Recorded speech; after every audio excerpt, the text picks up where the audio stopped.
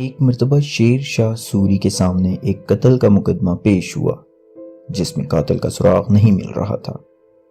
یہ قتل اٹاوا کے کسی علاقے میں ہوا تھا۔ شیر شاہ سوری نے مقدمے کی سماعت کی۔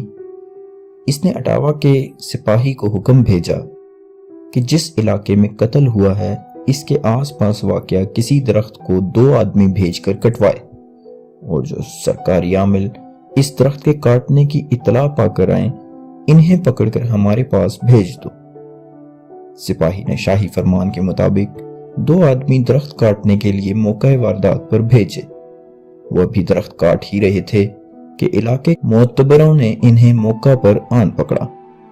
سادہ کپڑوں میں ملبوس اشخاص نے درخت کاٹنا چھوڑ دیا اور ان معتبروں کو پیش کیا گیا۔ بادشاہ نے ان سے دریافت کیا کہ تمہیں درخت کٹنے کی خبر تو ہو گئی، لیکن ایک انسان کی گردن کٹ گئی اور تم اس سے بے خبر رہے۔ میں اسے تسلیم کرنے کے لیے تیار نہیں۔ 3 دن کے اندر اندر قاتل کو پیش کرو، ورنہ سزا میں تم کو قتل کر دیا جائے گا۔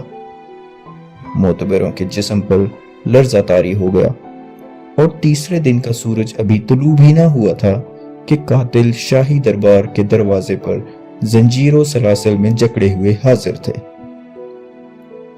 عدل و انصاف کی اسی پاسداری کی وجہ سے بر صغیر کا ہر دیانتدار مورخ شیر شاہ سوری کا نام ادب سے لیتا ہے۔